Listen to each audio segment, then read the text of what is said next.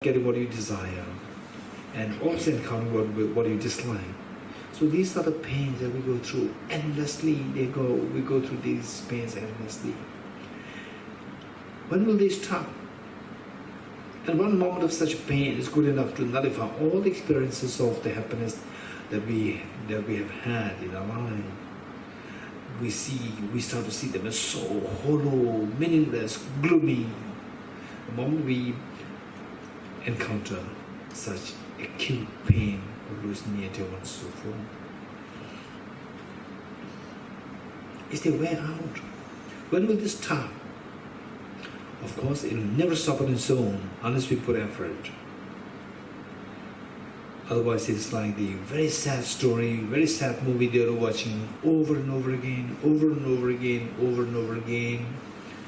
Likewise, this biography of the misery, the suffering, will be played over and over again, endlessly, ceaselessly. How can we bring an end to this then? Of course, if we put effort, it will come to an end. But how to bring an end to this? For this, we have to know, we have to remind ourselves of the mantra which we recite every day. Om Ye Dharma Hetu Prabhava. All phenomena arise from the causes, particularly the phenomenon of miseries that arise from causes. Only if we get rid of the cause of miseries, then the miseries will come to an end. Like you sever the root or the poisonous tree, then however millions of poisons leave the ground, the tree, they'll all dry automatically. Likewise, you sever the self-grasping ignorance, which is the final root of all the miseries, your miseries come to an end. Okay, how can I have this wisdom of emptiness to counteract the self-grasping ignorance, which is the root of all the miseries? Yes, the wisdom is defined as the discerning mind, whose apprehension of the object tallies with reality. What's the reality? The reality is, as the Buddha indicated in the third seal, that everything is of the nature of emptiness and selflessness. What do you mean by emptiness and selflessness? It means that everything is like a dream. Now, how can I know that everything is like a dream? Okay, let us quickly meditate on emptiness. Of course, this meditation is going to be very gross because we are yet to be introduced to the emptiness. However gross it is, it doesn't matter. Still, it is an incredibly precious seed, which is of the greatest meaning. Above all the innumerable seeds, this is the greatest meaning, greatest of the seeds, the most precious seed. Okay, what are you doing?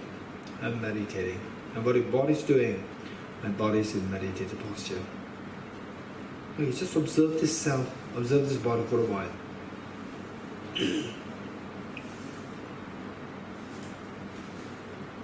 Okay, how does this self appear to you? How does this self appear to you? As like a dream that your mind is creating it? Or no, not at all like a dream. It's so solidly there. It's so real, so objectively real there. Which of the two ways you see this self? Of course, it's so real. Of course, it's so objectified, so solidified. Okay. This is deceptive. This is known as self-grasping ignorance. Seeing the self as so real, so objectively real. This is known as self-grasping ignorance. How can I know that this is self-grasping ignorance? How can I know that this is ignorance? How is it not that this is a valid mind? Okay. Remember what Arjuna said. If the mirage were to be water, why not those close by the mirage see water? If the mirage were to be water, why not those close by the mirage see water? In like manner, if this eye were to exist objectively, why do not see this eye as I go closer to this object? Okay, now let us go closer to this object.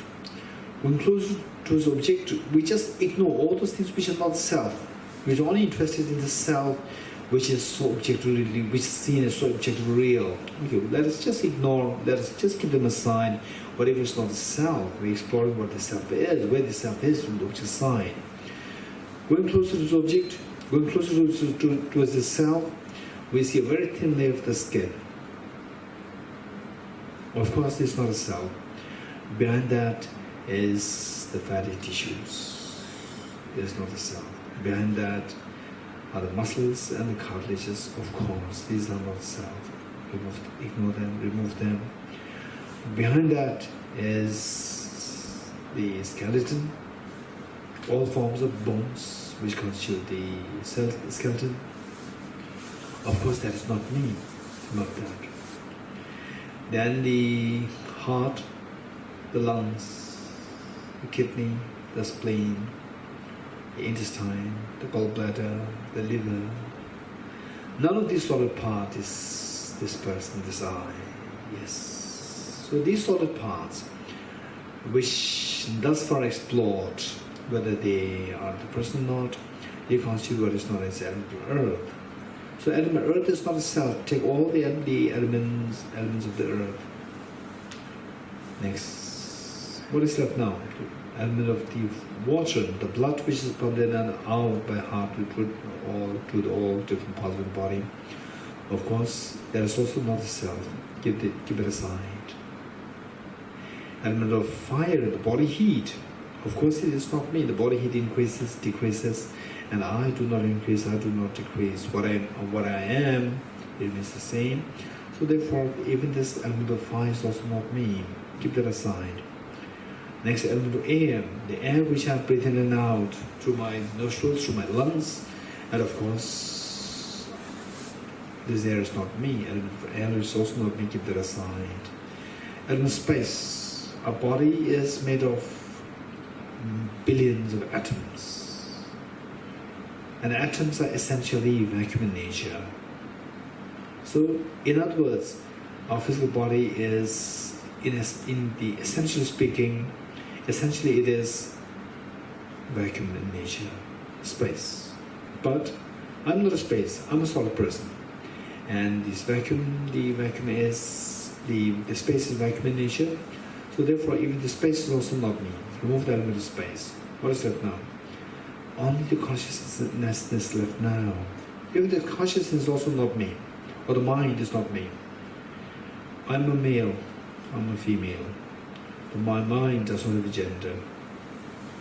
Gender is posited on the basis of the body. So therefore, even this mind is also not me. Then further, people can see me, but people cannot see my mind. So from that point as well, this mind is not a self. Okay, keep that aside. What is left now? Nothing is left there. Stay in this experience. You've gone too close to this object, we see that this self disappears, it's empty. What are you seeing? I'm just seeing 6 elements. Second question, where is this self? This self disappears. Stay in this experience for a while. And this is what you have discovered. This is not exaggeration. This is not fabrication. This is what you've discovered, that from the object side, the self is empty. Stay in this experience for a while. Okay, now imagine that you come out of this meditation. Again, self comes back. Again, go back into this meditation, self disappears. We see that in this process, the self appears, disappears, appears, disappears, appears, disappears. There's a constant change happening. Yet on the object side, there's no change. If there's change happening, it's just a perception taking place. And perception is purely subjective. So whatever is a part of this change should necessarily be purely subjective. And this self is also part of change, because self appears, disappears, appears, disappears. This indicates that this self is nothing but purely subjective. Okay, let's go back to the 6 elements. What are you seeing? I'm seeing the 6 elements. Where is this person? Where is this I? This I disappears. Stay in this experience for a while. Okay, this is known as that everything is of the nature of emptiness, selflessness. With this in mind, let us reflect on what's the benefit of this. Just as this self disappears in this experience, all our miseries will disappear in the same meditation. All our miseries, sickness, aging, death, tension, stress, depression, anguish, anxiety, all will disappear if you subject them to this analysis, this meditation. The moment you see that they disappear, you will instantly get a very light feeling, coming up, and you feel that you are separated from the problems, you are separated from the pains, anxiety, stress, and so forth. You feel such an incredible feeling of lightness. And here, the mental disturbance stops, the sorrow stops. This is the purpose of the meditation, which the Buddha indicated as the fourth seal. Transcending sorrow is absolute peace. Okay, now desiring to achieve this state is known as the renunciation. This is a true meaning of renunciation. The true meaning of renunciation must come to mind in relation to the experience of emptiness. Otherwise, the general presentation of renunciation, over to renounce this life, we have to renounce the attachment, and so forth. These are, of course, the meaning of renunciation, but they are the superficial meaning of renunciation. The true meaning of renunciation is what should come to us in relation to the experience of emptiness, which we did. Okay, now build a very strong, just generate a very strong wish to may be able to achieve, may be able to sustain this experience, where in this meditation, where all these miseries dissolve. That aspiration is the aspiration of the renunciation. Okay, slowly come out of this meditation before we switch to the Bodhicitta practice.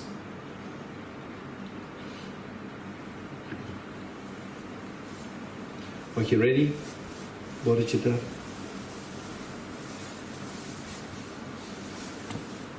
Bodhicitta practice ready? Okay. Reinforce the visualization of Buddhas and Bodhisattvas in front of you, because the Bodhicitta is a practice of love and affection. And the Buddhas and Bodhisattvas, they embody the greatest degree of love and affection. Let us reinforce the visualization of Buddhas and Bodhisattvas, so affectionately, so loving, so caring to his others, where the mother loves her young, tender, only child. This is exactly what all the Buddhas and Bodhisattvas are feeling towards you.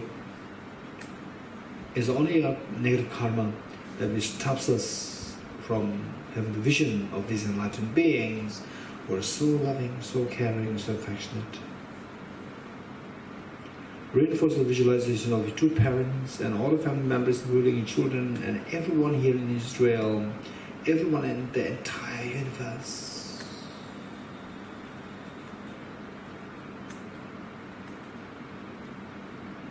Okay, with that in mind, for the Bodhicitta, there are two methods. Because there are the two methods, they will take quite a long time. We'll do the 4 immeasurables. In place of the Bodhicitta, the two methods. We'll do the 4 immeasurables, followed by making a very strong Bodhicitta commitment. Okay, for this, stop ruminating over any past experiences. Stop anticipating for anything of the future. Disengage yourself from all the thought processes of what is happening now. Be in the present moment. Just flow with instructions and see how much you can invoke the respective experiences. Okay, immeasurable loving kindness. How good would it be that all my dear Mother Sentient beings are endowed with happiness and the causes of happiness, such as material wealth, peace of mind, love and affection, the sense of security, safety, and the dharma and so forth, and particularly the dharma of the Bodhicitta, the dharma of the wisdom of emptiness. May all my dear Mother Sentient beings be endowed with happiness and the causes of happiness. The Buddhas and Bodhisattvas, witnessing that we make such a courageous commitment, they are intensely happy, they are so proud. The way the mother feels so proud and so happy over seeing her eldest daughter, eldest son, making a commitment to the mother. Mother, please take rest. I'm already 14 years old. I'm already 15 years old. I'm already grown up. I'll take care of all my siblings. I'll also take care of you. You have done everything for us all these many years. The mother could not believe her eyes. The mother could not believe her ears. tears rolling down her cheeks. So pleasant to hear, so proud and so happy about you as her eldest daughter or eldest son. This is what is happening to all the Bodhisattvas now. They're so happy over you making the commitment to take the responsibility of giving happiness and the cause of happiness to all demon sentient beings. And this happiness and pride that all the Bodhisattvas experience invoke the compassionate the wisdom to send for nectars and very soothing lights towards you and all demon sentient beings. The mere touch of the lights and nectars with the bodies beings yours instills in all happiness and causes happiness in the minds of sentient beings you yourself. And you're witnessing such miracles happening to us all the demon sentient beings. You're intensely happy. Take 3 deep breaths, sigh with relief.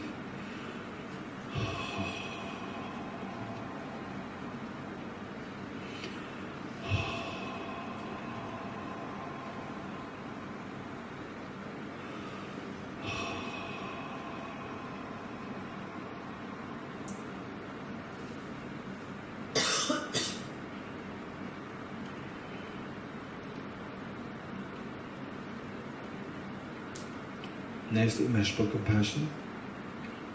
How good would it be that all my dear sentient beings are freed from suffering and the causes of suffering such as poverty, hunger, thirst, fear, and self-grasping ignorance and self-centered attitude. May all my dear sentient beings be freed from suffering and the causes of suffering.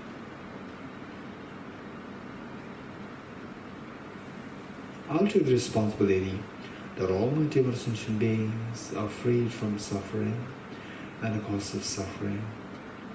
The Buddhas and Bodhisattvas witnessing their make such courageous commitment, they intensely happy and proud of you. This pride and happiness invoke the compassion of omniscient minds to send the nectars of very soothing lights to you and all demon sentient beings. The mere touch of the lights and nectars with the bodies of beings of yours washes away all the miseries and the cause of miseries from the sentient beings and yourself. And you're witnessing such a miracles happening to us all the demon sentient beings. You're intensely happy. Take 3 deep breaths out with relief.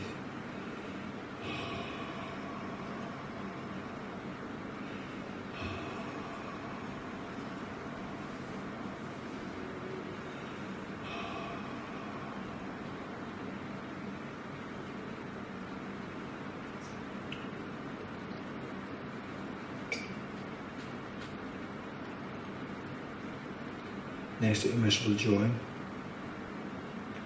How good would it be that all my demon sentient beings are never separated from happiness and the causes of happiness that they're endowed with. May all my demon sentient beings never be separated from happiness and the causes of happiness that they're endowed with. I'll take the responsibility that all my demon sentient beings are never separated from happiness and the causes of happiness that they're endowed with. The Buddhas and Bodhisattvas witnessing the remake such a gracious commitment, they intensely happy and proud of you. This pride and happiness invoke the compassion and wisdom to send for nectars of recipients lights towards you and all human sentient beings. The mere touch of the lights and nectars with the body speaks of yours stabilizes the happiness and the cause of the happiness the beings are endowed with.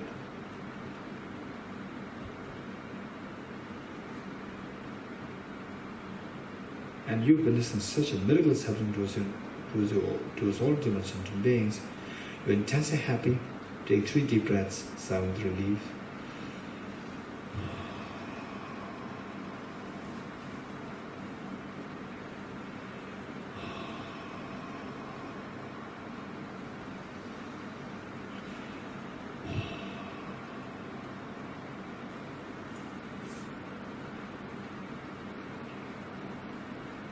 One in immeasurable equanimity. How good would it be that all my demon sentient beings are freed from the biased attitude of excessive attachment towards some and aversion towards others. May all my dear mother sentient beings be free from the biased attitude of excessive attachment to some and aversion towards others. I'll take the responsibility that all my dear mother sentient beings are free from the biased attitude of excessive attachment to some and aversion towards others. The Buddhas and Bodhisattvas witnessing the make such courage, commitment, the intense happiness and proud of you. This pride and happiness invoke the compassion of the omniscient minds to send forth nectars for sweeping lights towards you and all sentient beings. The mere touch the lights and nectars will Bodhis beings to yours. Frees the beings from the biased attitude of excessive attachment to some and aversion towards others, making them abide in the great state of equanimity, embracing all other dear sentient beings equally, leaving none aside.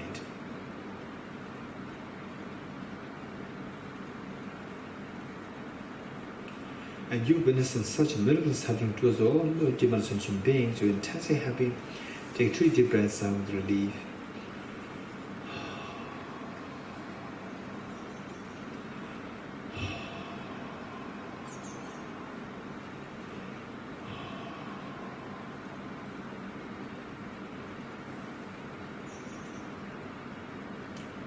Underscoring all the four principles is unconditional love towards all the sentient beings. Imagine that you're piercing through the eyes of each of the sentient beings with your own love and affection. One by one, reassuring them that not to worry, don't worry, I'm there, I'll take care of you. Imagine how happy they are, how so secure they feel, so happy. This feeling of love and affection, this is the basis for you to generate Bodhicitta eventually. So with that in mind, with the folded hands, let us make the commitment, Bodhicitta commitment 3 times. And I'll say this line of commitment first, and then we'll all say this 3 times together, wholeheartedly. And even though it may be superficial at the moment, don't worry. So through this practice, eventually it becomes very spontaneous, very powerful, and you'll realize that this is the meaning of my life. Okay, we'll say these 3 times together. First I'll say this.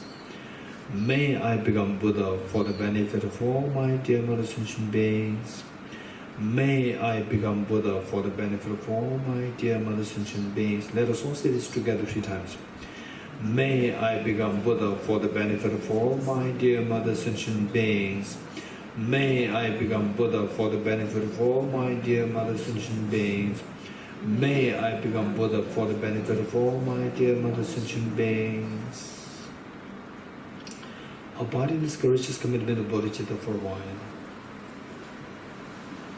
Slowly transform this beautiful mind of Bodhicitta into a spotlessly clean moon disk, horizontally sitting with your heart. And this is the conventional Bodhicitta. You're very fortunate, we're all very fortunate that we have generated this Bodhicitta within us. Okay, it's amazing that you made such a courageous commitment to become Buddha for the benefit of sentient beings. It's amazing.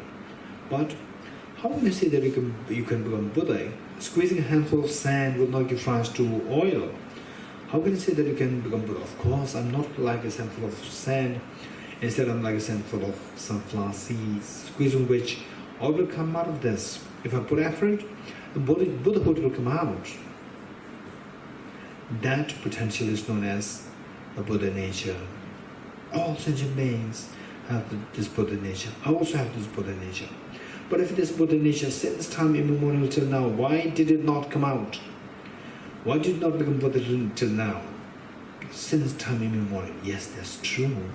It's all because till today I trusted the 2 demons. I trusted the self-grasping, the self-centered attitude as to be my best of my friends. And today I'm disillusioned. I realize that these 2 are not my best of friends. These 2 are the demons. They only attract miseries. Had it been the case that I have not befriended these 2 demons from time immemorial till now, by now I should be a Buddha. I should be a truly awakened one. I should be experiencing the infinite happiness. I should be experiencing zero and the fear and suffering. Okay, how are we going to get rid of these 2 demons? Yes, with the help of the wisdom of emptiness. What is this wisdom of emptiness? Quickly retrieve the experience of emptiness which we meditated upon as the third seal of the four seals. Okay, what are you doing? I'm meditating. How does this person appear to you? Like a dream coming from your mind, subjective real, or no, so objectified, they're so real from the object, so objectified, solidified, of course, so solidified, objectively real. This is known as self-grasping ignorance. How can I know this? How can I get rid of this? How can I know this? Yes.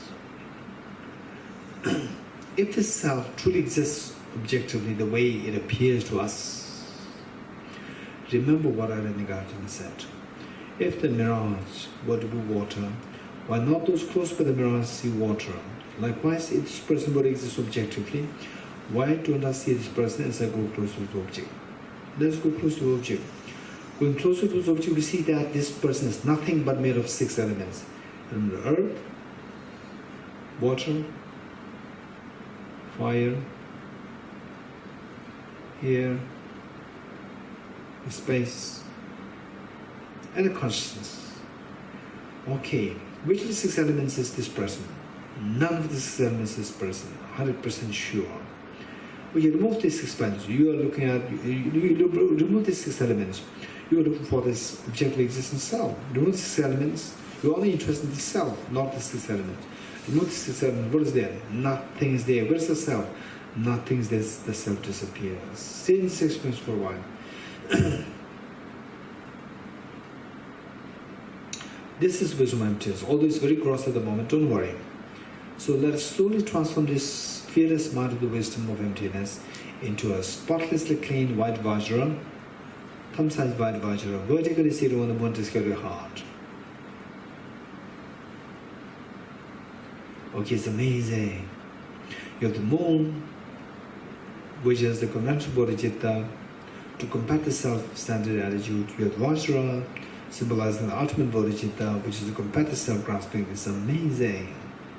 But don't forget that all the demonstrations are with you. They're excruciatingly, they're going through so much of pain, so much of excruciating pain. They're going through so much of pain, fear, and so forth. Yes, that's very true. How incredible of an effect was them. That invokes the Vajra moon, set of Vajra moon at your heart to multiply infinite number of times.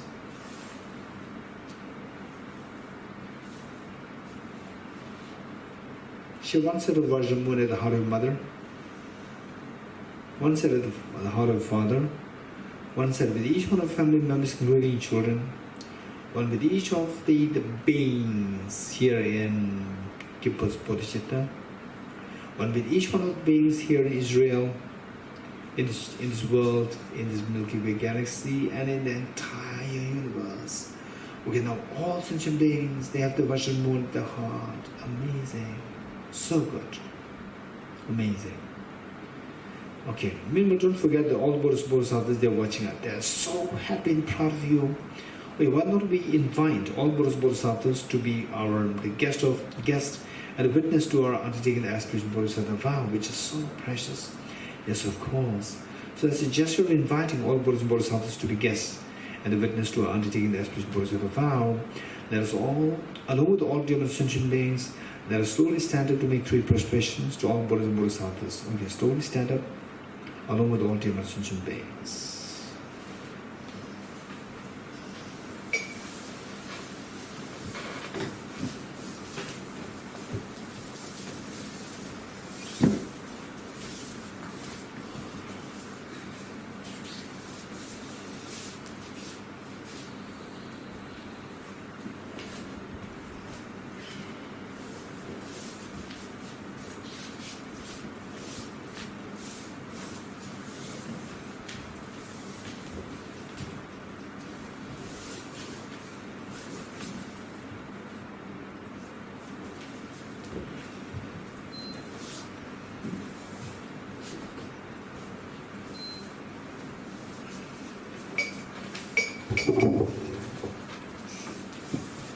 Okay, see if you can sit on the right knees.